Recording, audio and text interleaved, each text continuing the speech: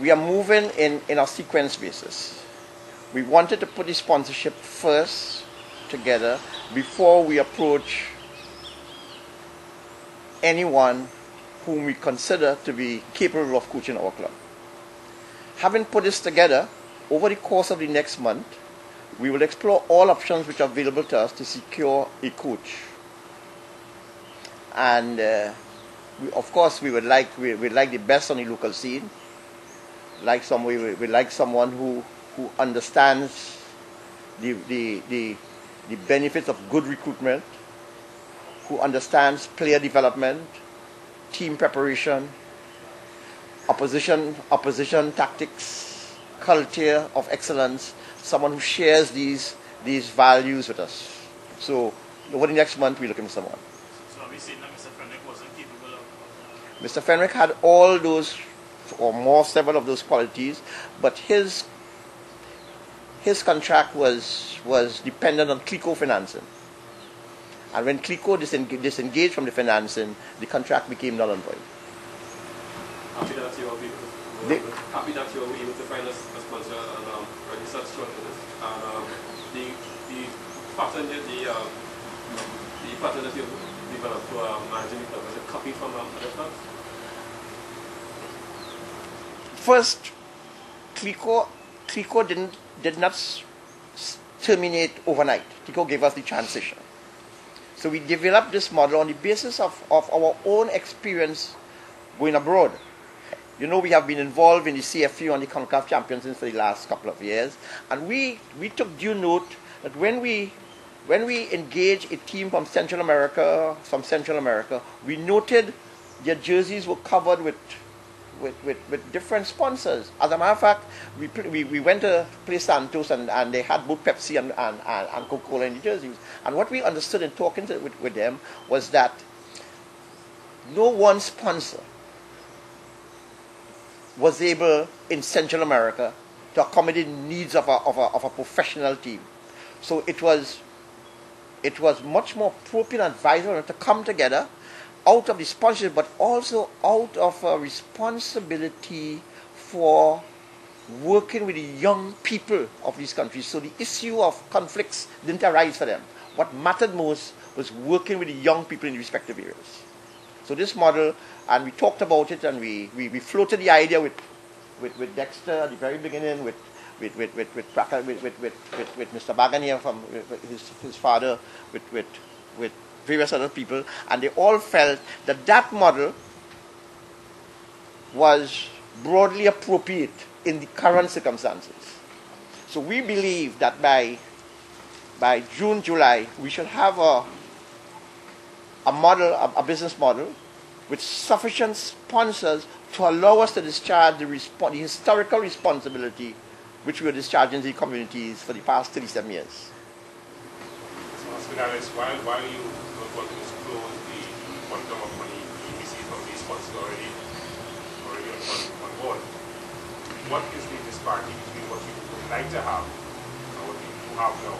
How much more are you looking for, and how many sponsors are you looking to have? Well, that is the elastic amount, because I can tell you I would like to get a lot more. And this is very important. If we want to be a competitive team in the CFU and in CONCACAF, that budget has to be much more. The amount is much more. It has a very high limit.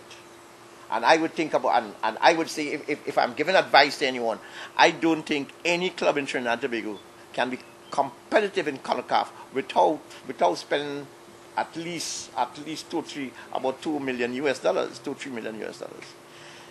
If you noticed, if you all have taken note that both Samuel Jabloteh, W Connection, and Joe Public have been involved in the CONCACAF Championships recent years, and they have not succeeded.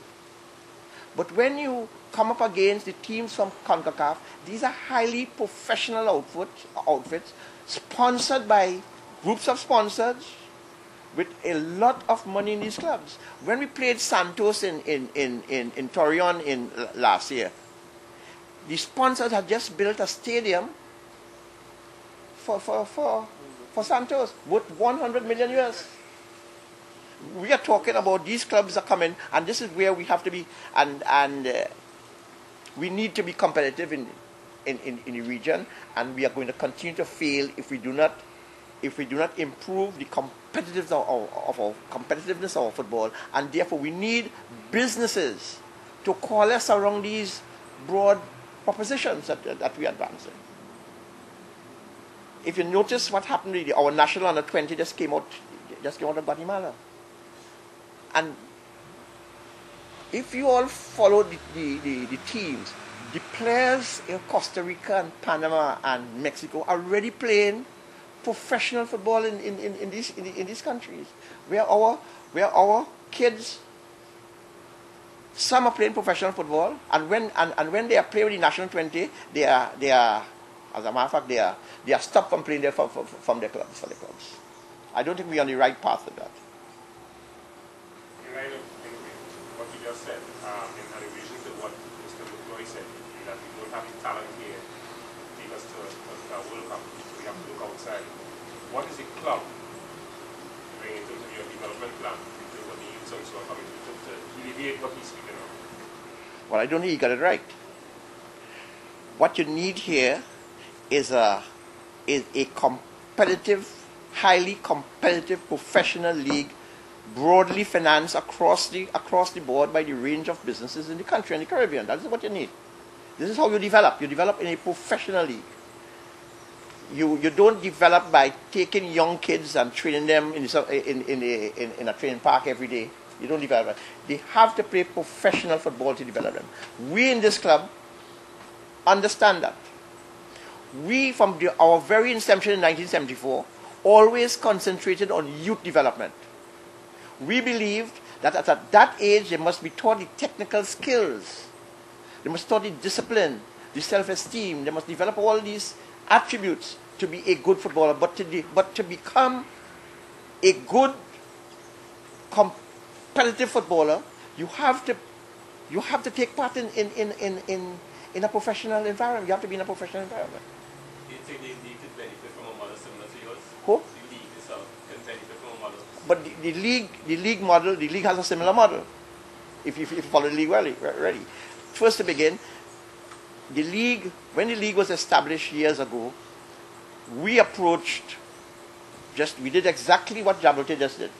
We approached a large group of businessmen to fund the league and fund the development.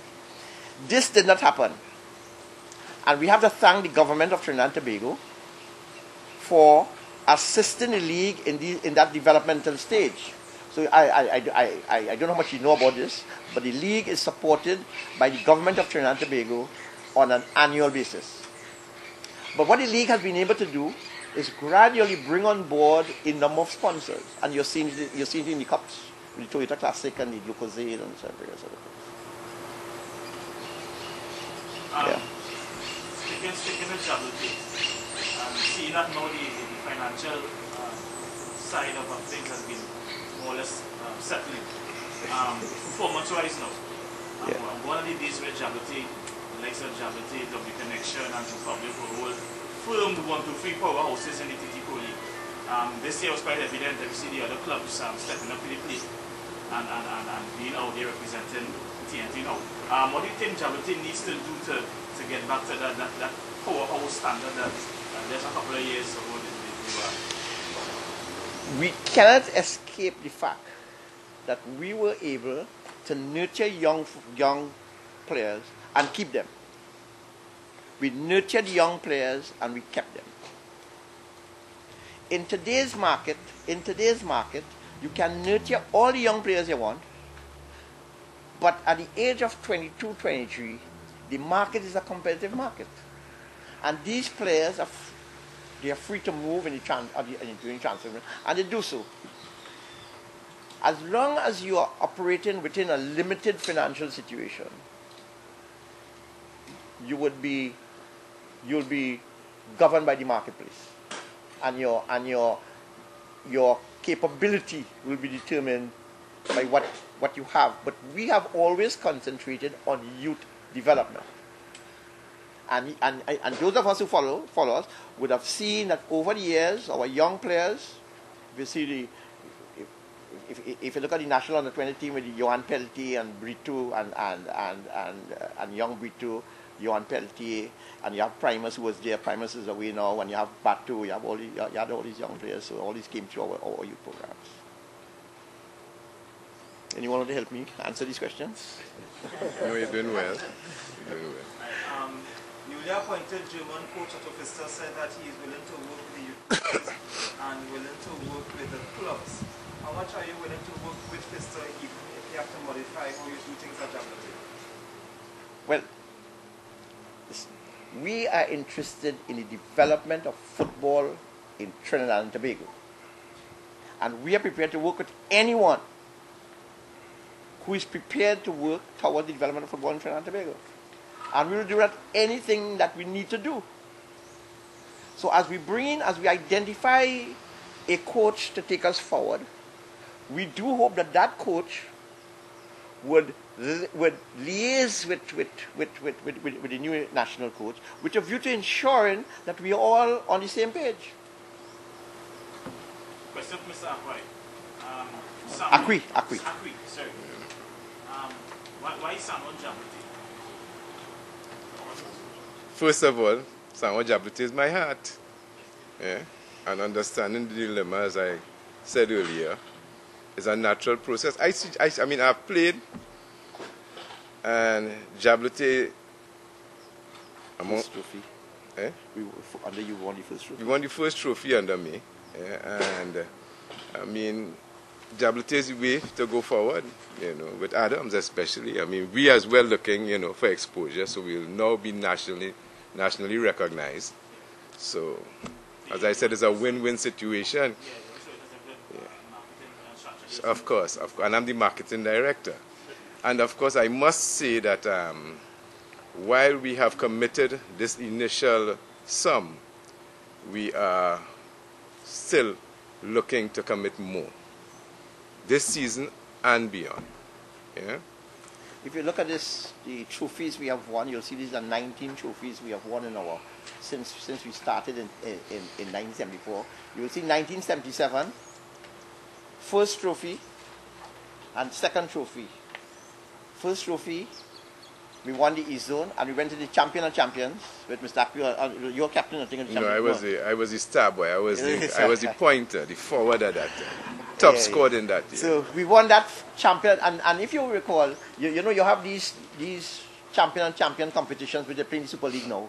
Well, this one was played in 1977. It was called, if my memory serves me right, it was Juggernaut Shield. Juggernaut Shield, the championship for all the winners of the zones, and we won that in 1977, and that's how we went up to second division football.